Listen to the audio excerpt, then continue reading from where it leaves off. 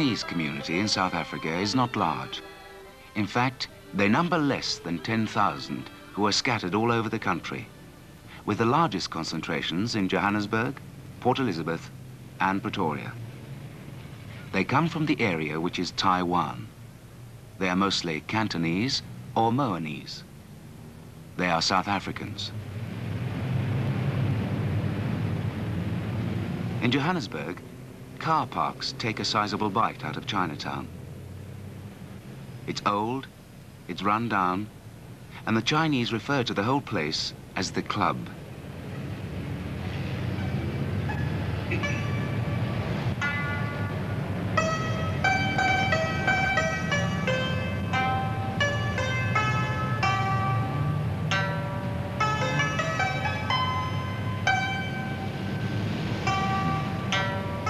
On the whole, their solemn faces belie their natures because they are fun-loving people.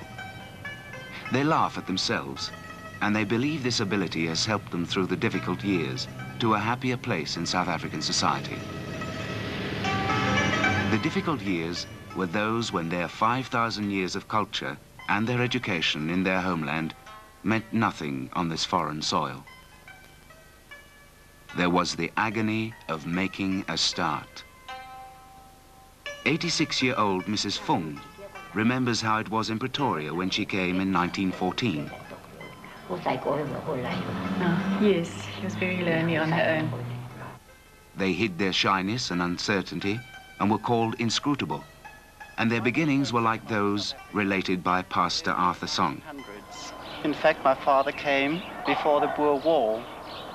I remember very well how he used to tell us that he always had a pointer in his shop, and he would give the pointer to the customer to point out which article they wanted to buy, because he couldn't speak the language.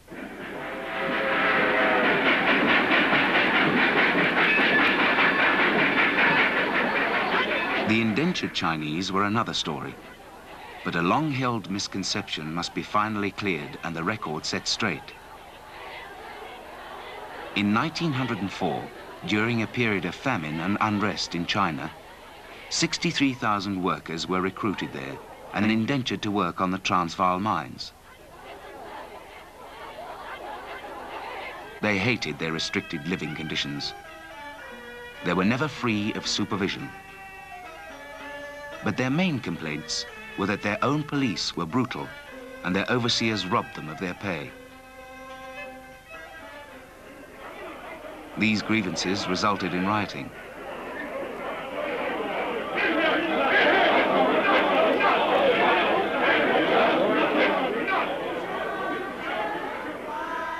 Little is known of these men. Circumstances in China forced a mixed bag to apply for work in South Africa. But nearly 3/4 of a century later, one realizes how strong must have been their sense of isolation and homesickness. On the lined pages of a cheap notebook, an unknown artist among them expressed his loneliness and longing the only way he knew.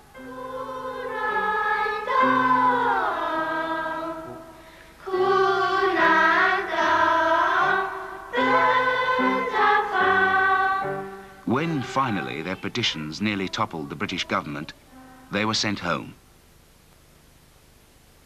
From homes like these, ranged along the rivers, came the immigrants. They came with hopes of opportunity, and they brought their traditions, their festivals, and their great ability to learn. By 1925, they had progressed sufficiently to form a businessman's association, and convinced that education was a basic essential for a good life, they opened the first Chinese school. It opened in Ferreirastown, the Malay camp as it was known then, in 1928. Teachers and pupils watered and stamped the ground to make their first basketball court. And after that, there was no end to their joy. People who had a basketball court could know something of pride. They could be champions. They had a school spirit, even though their playground was a mine dump. Funds collected by the community went to building and equipping a new school, to which they moved in 1950. A school with green lawns and a fountain. A school with a full-sized basketball court. Then the city closed in like an octopus. There is no more green lawn. Only part of the basketball court remains.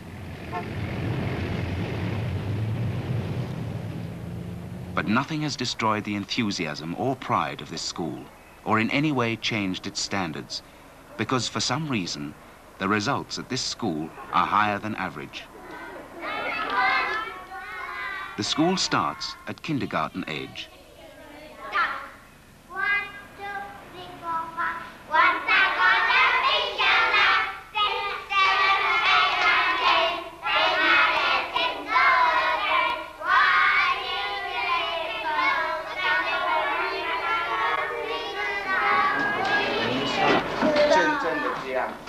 In the grades, in addition to the normal curriculum, Chinese calligraphy is squeezed in.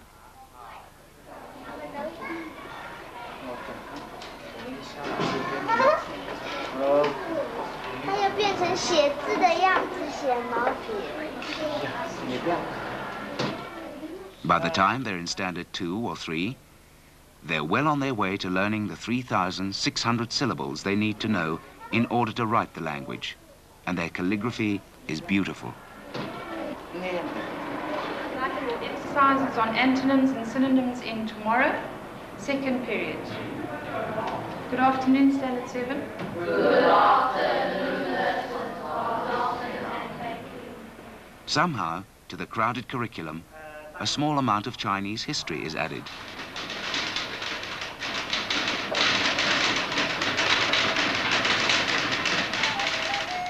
School activity flows like a tide about them, but the little ones are absorbed in their own world, even wearied by it sufficiently to rest, supposedly to sleep.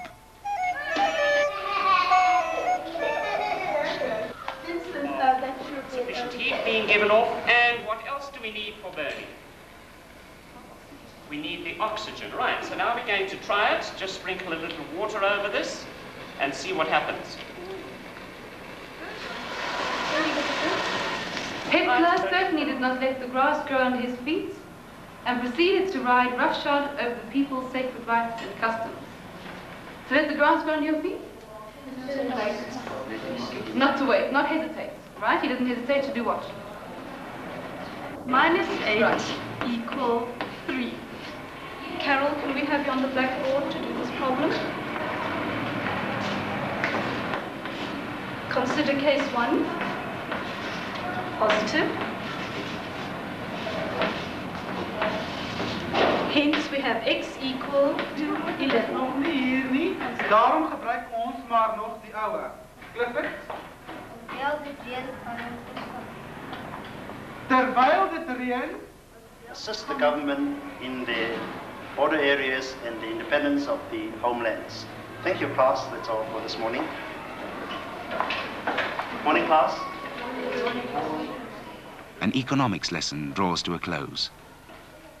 Mr. Fock, the principal, talks about this class and the school in general. They're wonderful children. The main aim of the Chinese school is to instill into the children a knowledge of Chinese literature and culture.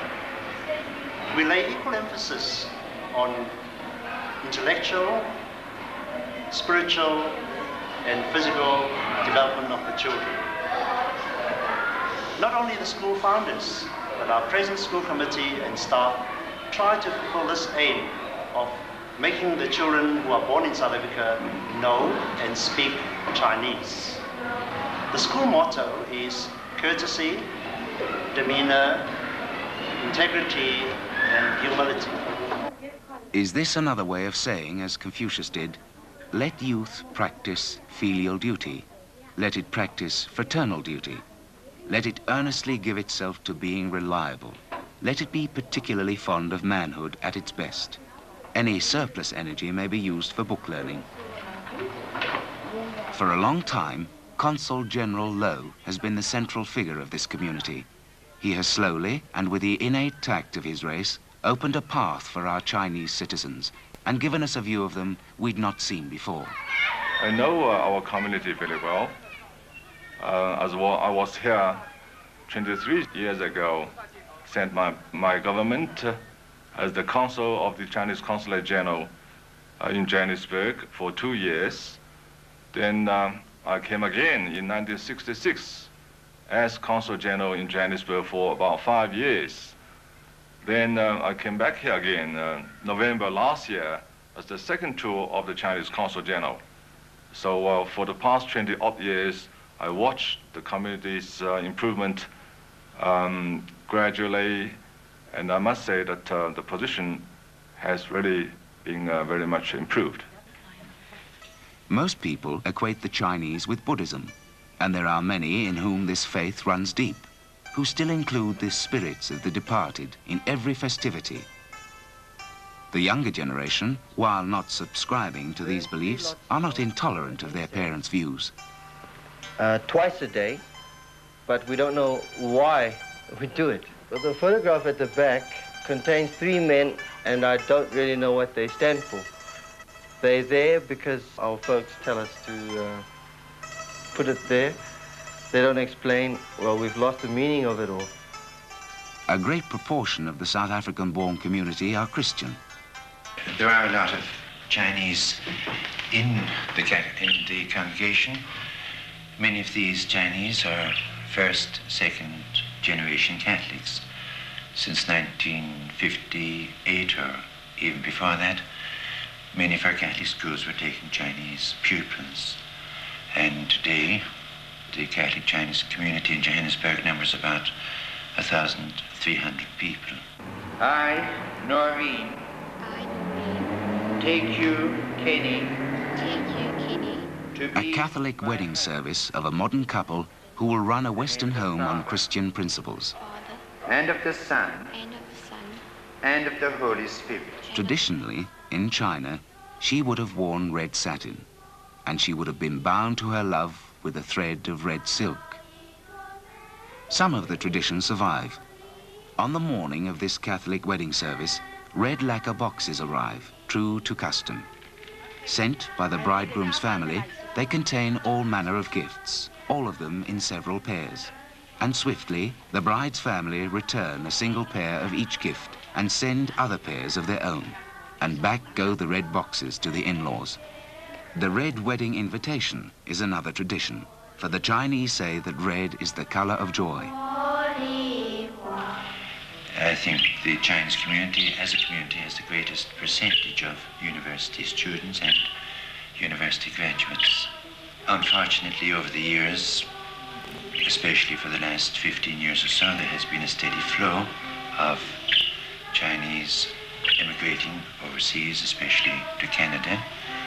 And we have lost many professional people, doctors, accountants, civil engineers, architects.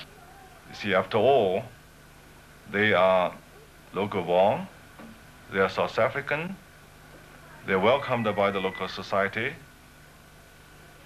Well, they should be remaining in this country to serve the local community and the country.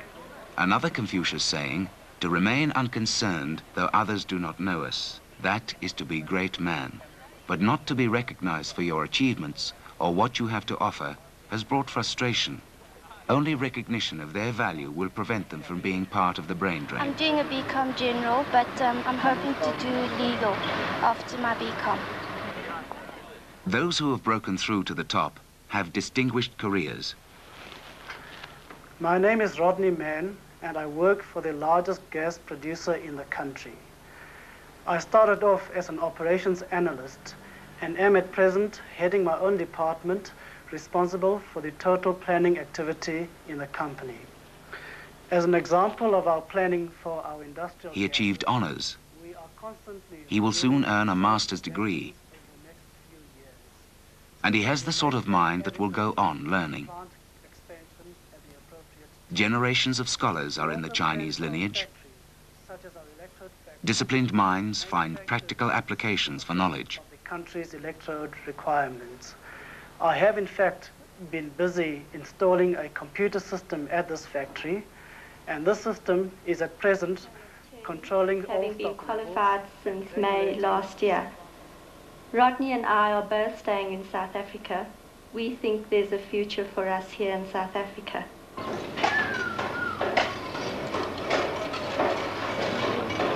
Yeah. We're talking about the grayling. Yeah. As their acceptance by the community becomes happier, more graduates are staying, more trained personnel are staying, and their much-needed talents are flowing into the mainstream of our society. How many children, Mum, have you got? Well, this is my second one. Second one? Very good. It's better than the first. Thank you. Sure will.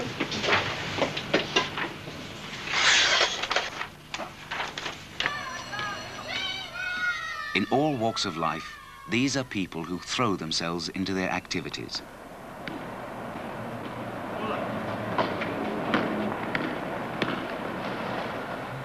The early spirit of competitiveness in basketball is still very much alive, and their good sportsmanship has earned them Springbok colours several times over. The schools have produced table tennis champions, but they want to feel that they play a more positive role in their country's destiny. I'd love to go to the army. I'd like to support my country. And I feel that it's only right that we should go into the army, because we are living in South Africa and reaping the benefits of this country. Well, seeing that we are South African born and we're in South Africa, I think it's a duty to support our country and protect our country. And I think that we should be called up to the army. As the Chinese absorb Western technologies and philosophies, Westerners are becoming aware that we too have something to learn. I. Sleep is the drop. This chui. This meaning.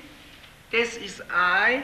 And the chui is... The handful of people learning Mandarin feel that it will bring them closer to the subject they are studying, the medical science of acupuncture, the ancient practice of healing which has arrived here as a new import. A stroke, it's left her partially paralyzed on the right side of her body. Now, the needles are inserted in specific points, which we call acupuncture points. By manipulating it manually or stimulating it electrically, one then achieves a certain effect in the body itself. And as you can see, it's not very painful. The needles are inserted. For 3,000 years, this precise study has been used to treat every kind of illness. Today, some of our orthodox medical practitioners are studying its effects and beginning to apply the techniques. Just using the manual stimulation as the traditional acupuncturist does. And we find that with the two working together, we do get better results.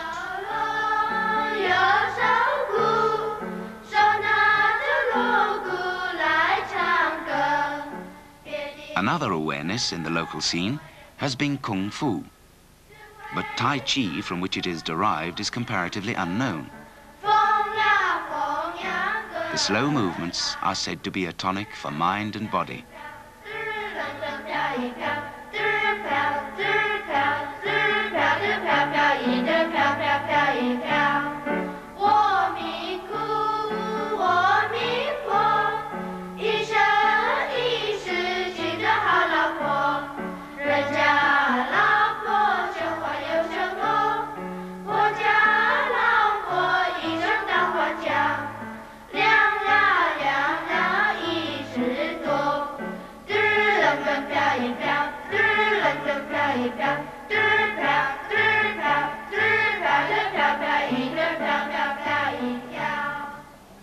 A strong sense of duty towards the elderly is paving a way to provide a home for the aged. We have just come from our committee meeting of the old age home. This is a project in which our church has become involved in trying to organize and finance an old age home for our people. Now, it has been customary for many centuries that our old people should stay with their families. But due to sociological changes and also various factors in our community life, we have felt the need to try and meet the needs of some of our old people. For the many without support, there is grave concern. Old Mr. Ma Ming, once a teacher, and retired now for many years, ekes out his tiny pension by painting serene Chinese subjects. His hand is still steady, and he enjoys creating the delicate scenes, living in a tiny, dark room in a building only redeemed by a touch of greenery and a patch of sky. An industrious people, a farmer who gave up life in the commercial world for the hard sweat of intensive farming. This land he is working is his father's farm. It's rented land, and the problems he has are basic. The overhead irrigation took hard-earned savings and many sacrifices, but no loans are available to him.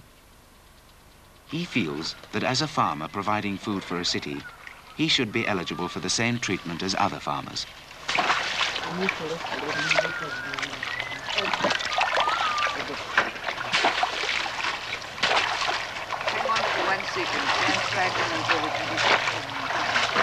He was born in South Africa, but the sense of belonging that comes from owning a piece of land was denied him until recently. Well, for the past year, we've been trying very hard to buy a little piece of land next door to where we are in Magaliesburg. And at last, in December, we heard the good news that it has come through and we can own that land.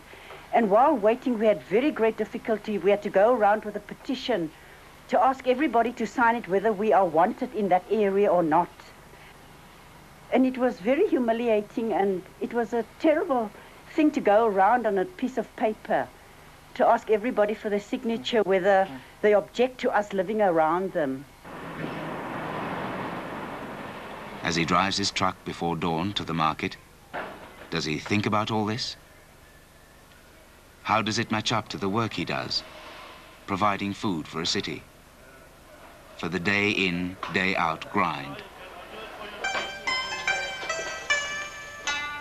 Some things change, some things stay the same. A baker makes Chinese dumplings as they've always been made, and the people are just like other people. They may sell Chinese foods or Chinese gifts, but they are a typical cross-section of any community. They are photographers. They manufacture plastics. They're sausage makers. They're printers.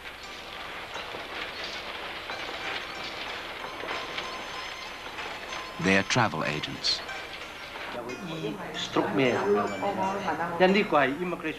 A whole family of brothers manufacture contact lenses, sharing their knowledge and skill, taking pride in the precise workmanship. You'll find them tucked away in corners.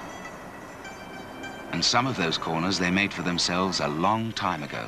We've been living here for 40 years, almost 40 years. And my father used to look after the business before, but now he's passed away, and we have taken over the business.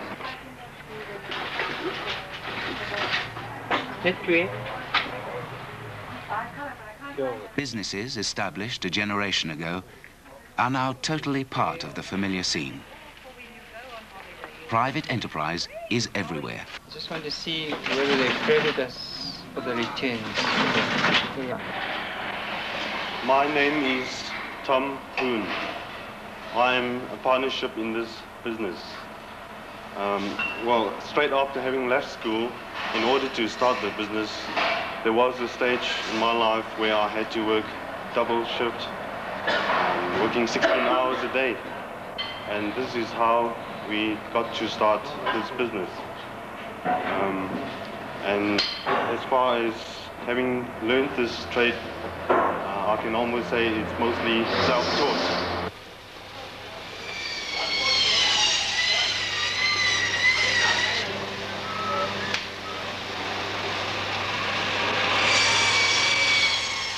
Whatever else a race may discard in the country of its adoption, their culinary art remains. Out of the ubiquitous wok emerge the meals that have found their way into the Western diet. Hard work and good cooking have provided a living for many families. Some of the restaurants are exclusive and expensive. Others are more homely, but they offer a personal warmth more valuable than their menus. What do you like to eat? We'll go to A lunch. It's consists of. And because the community likes to know about each other, they are kept informed by Consular Gazette. The name of the newspaper is called Chao Sen Bao, in English, which means Overseas Chinese Voice. This is the only Chinese newspaper on African continent. And this newspaper is sponsored by the Chinese Consulate General for the purpose of provide the Chinese in South Africa a means of communication. 1976 saw the coming of His Excellency Mr. Kwan, a newly appointed ambassador from Taiwan. And to honor his arrival, the community celebrated with a performance of a Chinese opera.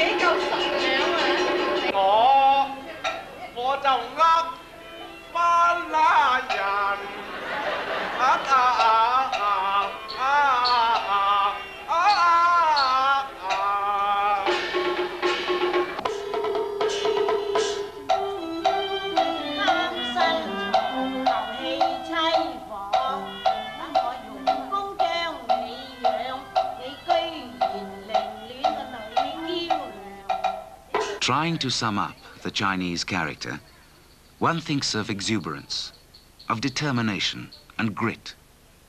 Industrious, intelligent, diligent, yes.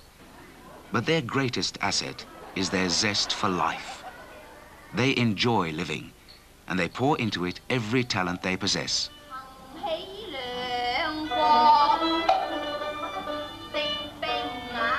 If they outgrow all their traditions, both they and we shall be the poorer for it. It is a measure of ourselves as a nation that we have among us these happy citizens.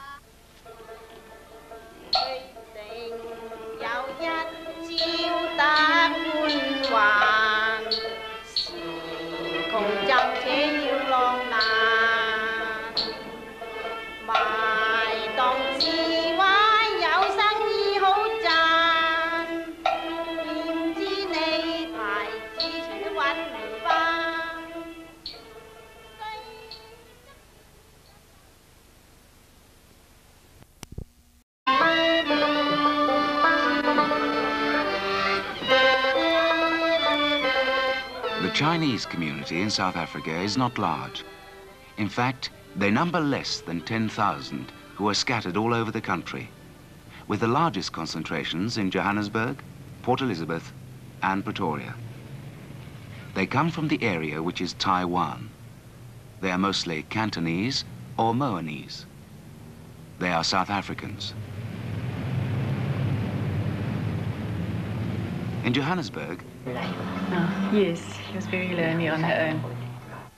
They hid their shyness and uncertainty and were called inscrutable. And their beginnings were like those related by Pastor Arthur Song. In fact, my father came before the Boer War.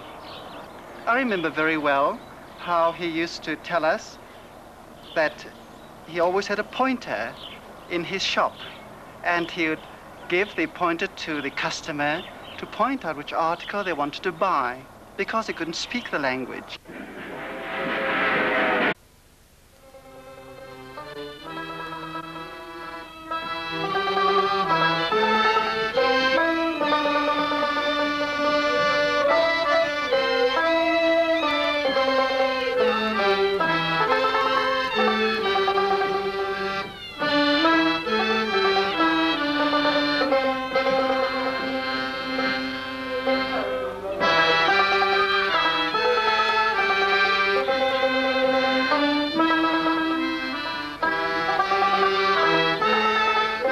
Car parks take a sizable bite out of Chinatown. It's old, it's run down, and the Chinese refer to the whole place as the club.